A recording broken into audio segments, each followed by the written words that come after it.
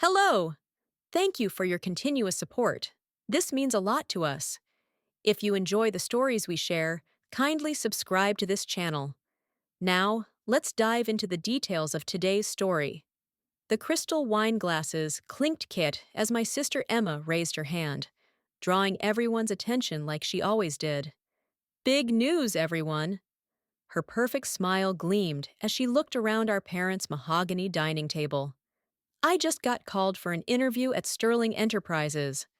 My mother gasped in delight, nearly dropping her fork. Sterling Enterprises, the biggest tech company in the city. The very same Emma pined tossing her expertly highlighted hair.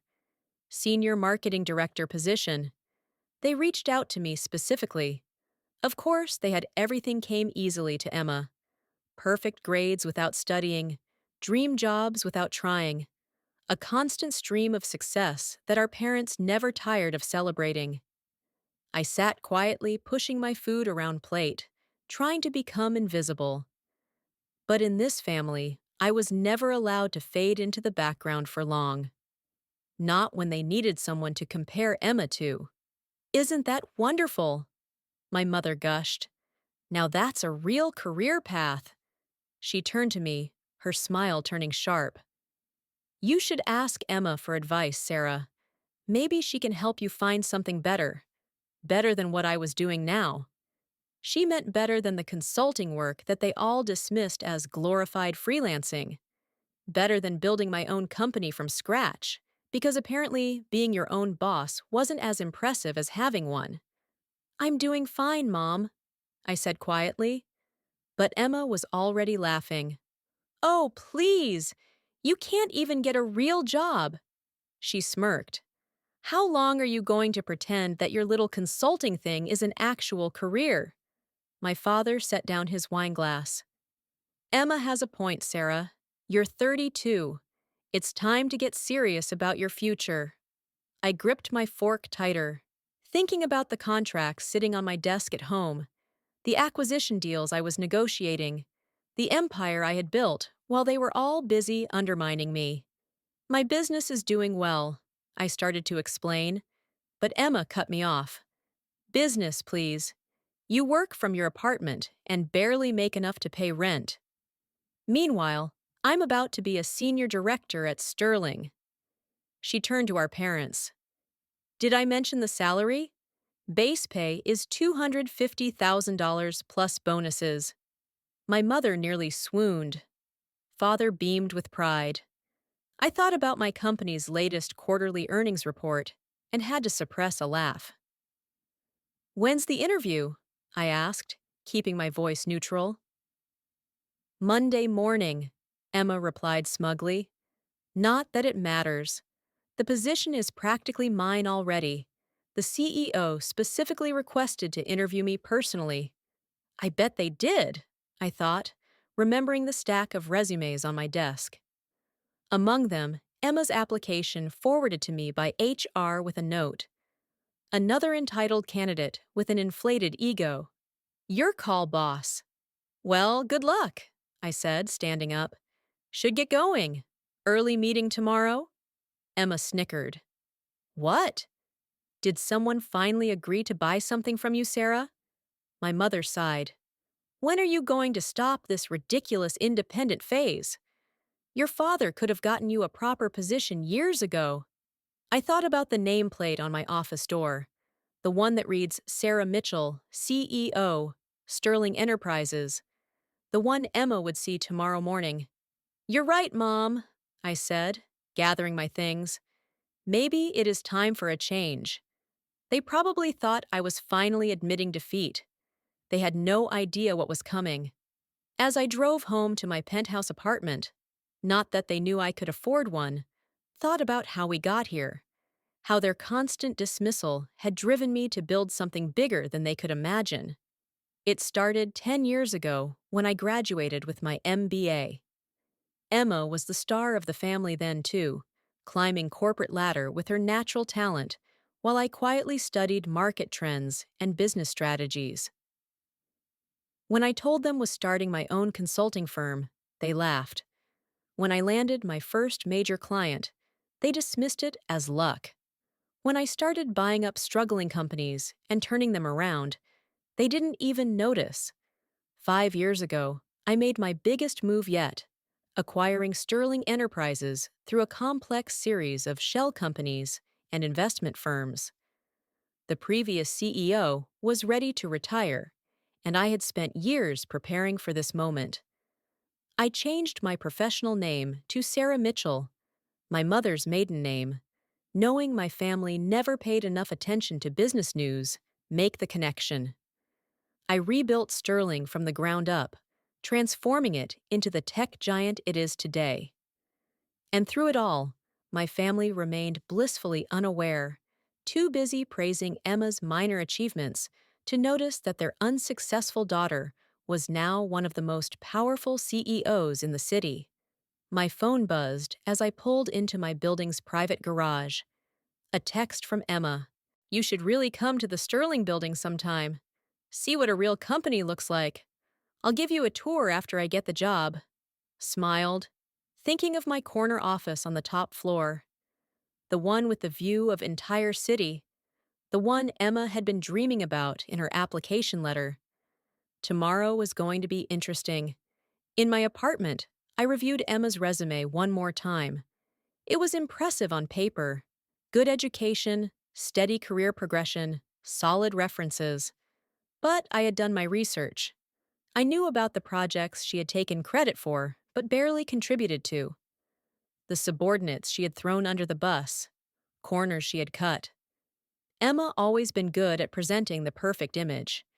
Tomorrow, she would learn that image isn't everything. My phone buzzed again. This time, it was my mother.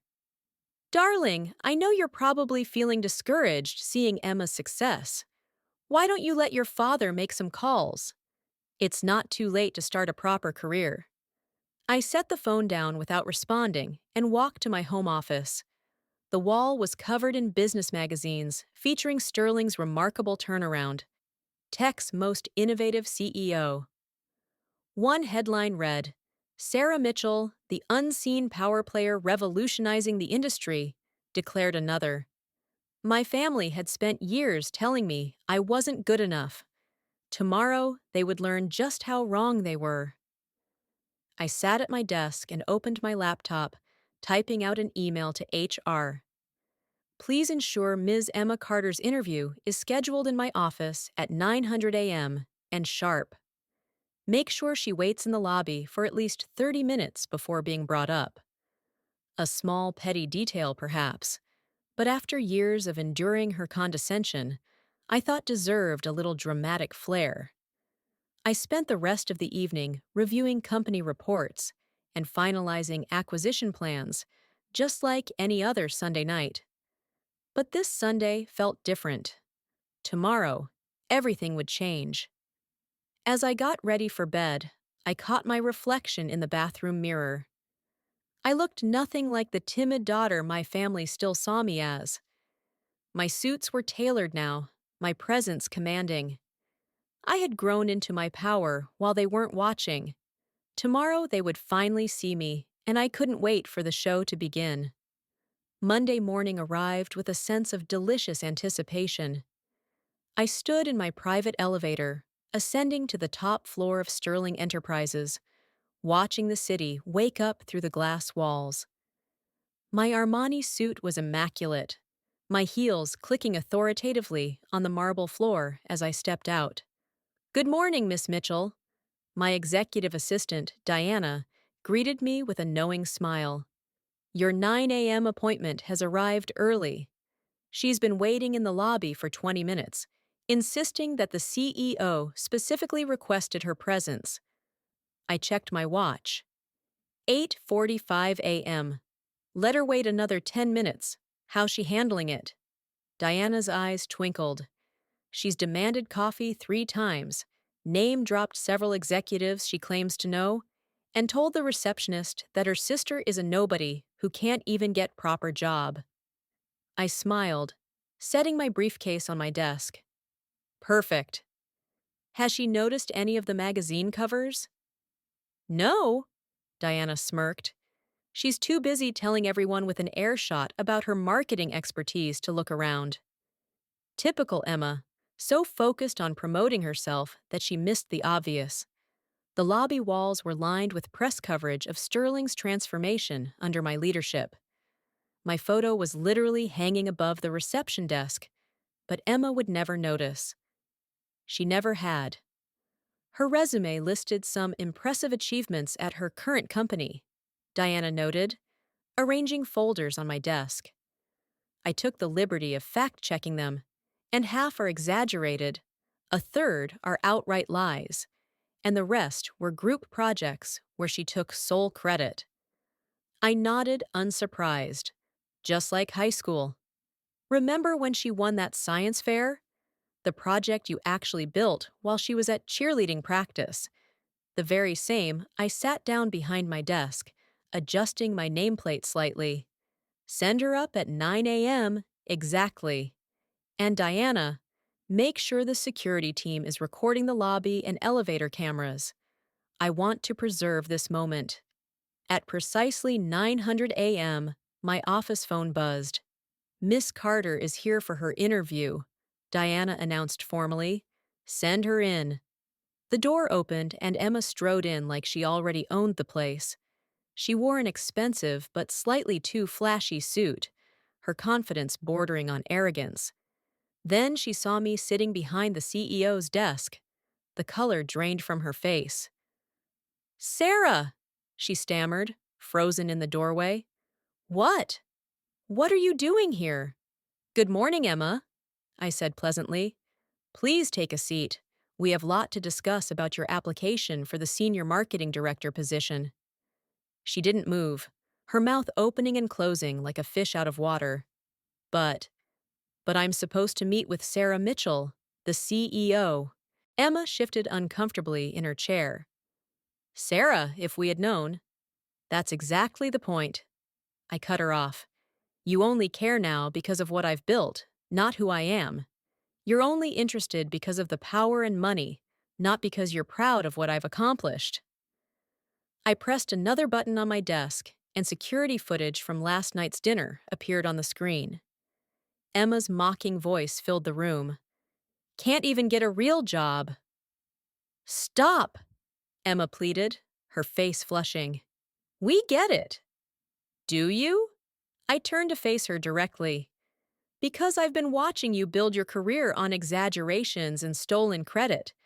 I've talked to your former colleagues, your supposed references. I know exactly how you've gotten every position you've ever held. My mother stood up, smoothing her designer dress nervously. Surely we can work something out. We're family after all. Family! I picked up Emma's resume. Like when Emma took credit for my science project in high school, or when she told her college friends I was a drunk out because started my own business instead of following the corporate path. That kind of family. I was young, Emma protested weakly. We all make mistakes. Yes, we do, I agreed. And now you get to face the consequences of yours. Diana. My assistant entered with a thick folder. The investigation results you requested, Ms. Mitchell. Thank you. I opened the folder and began reading. Falsified achievements, stolen ideas, workplace bullying complaints. I looked up at Emma. Did you really think none of this would come out during our background check? Emma's face went pale. Those accusations were never proven because you had Daddy's lawyers shut down every investigation. I finished for her. But Sterling takes corporate integrity very seriously. We thoroughly vet all potential executives. My father stepped forward, his business negotiation face on. Now, Sarah, surely we can discuss this privately as a family. You lost that right last night, I replied calmly. When you sat there and let Emma mock me. When you suggested I needed your help to find a real job. When you once again made it clear that nothing I did would ever be good enough. I pressed another button on my desk. The office door opened, and Harold Bennett, my chief legal officer, entered. Harold, please explain to my family the consequences of submitting fraudulent information on a Sterling Enterprises job application. Harold adjusted his glasses. Falsifying credentials and experience on an executive level application is grounds for immediate rejection and potential legal action, especially if previous employers wish to pursue damages for defamation or intellectual property theft. Emma's composure cracked completely. You wouldn't? You can't. Can't what? I asked softly. Protect my company from someone with a proven history of dishonesty? Enforce our ethical standards? Or are you suggesting I should give you special treatment because we're family? Sarah, please, my mother begged.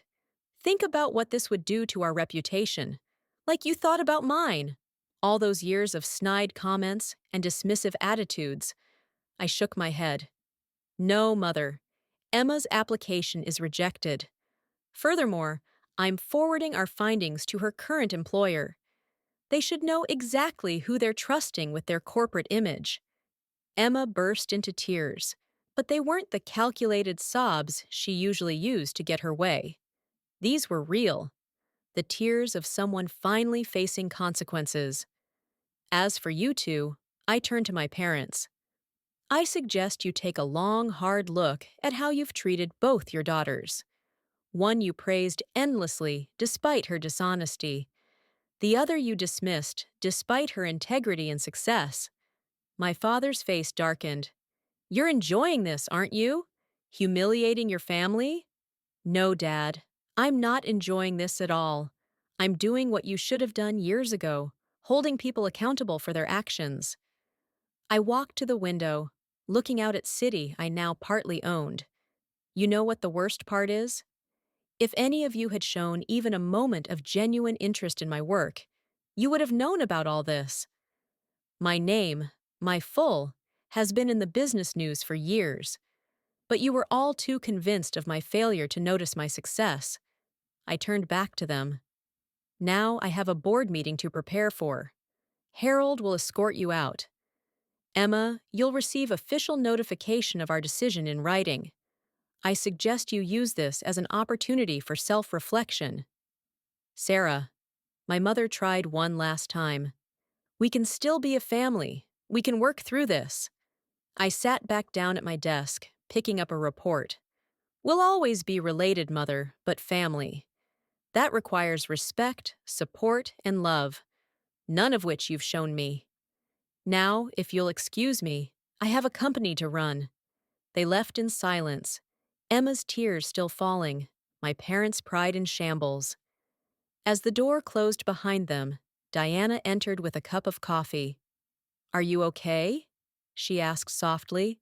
I took a deep breath, looking at the family photo I kept in my drawer. Not of my parents or Emma, but grandfather, the only one who had believed in me from the start. You know what, Diana? I am. For the first time in years, I really am. Over the next few months, the family dynamics shifted dramatically. Emma's current employer launched an investigation into her past achievements, leading to her eventual resignation. My parents stopped appearing in society pages, their social standing diminished by the revelation that they had dismissed their successful daughter while enabling their dishonest one. I focused on my work, continuing to build Sterling into an even stronger company. The business world buzzed with the story once it got out. The secret CEO, who had hidden her success from unsupportive family. It became a symbol of quiet determination triumphing over loud mediocrity. 6 months later, I received a letter from Emma. Not an email or text, but a handwritten letter of apology. For the first time in her life, she had been forced to work her way up from an entry-level position, no family connections to rely on. She wrote that she finally understood the value of genuine achievement. My parents took longer to come around, but eventually my mother sent a similar letter acknowledging their failures and asking for a chance to really know me. Not as the daughter they had dismissed, but as the woman I had become. kept both letters in my desk next to grandfather's photo, not because I was ready to forgive, but because they reminded me of an important truth. Success isn't about proving others wrong, it's about proving yourself right. 1 year to the day after that fateful interview, I sat in my office reviewing quarterly reports. Diana entered with the latest business magazine. The cover story: Sterling CEO Sarah Mitchell, The Power of Quiet Success. The article didn't mention my family drama or Emma's failed interview. It focused on what really mattered: the company I had built, the innovations we had created, the changes we had made in the industry. Because in the end, that's what real success looks like. Not bragging at family dinners or inflating achievements, but building something meaningful, something lasting. They had called me worthless at family dinner. Now I was their boss, superior, their example of what true success looks like. And that was worth more than any revenge could ever.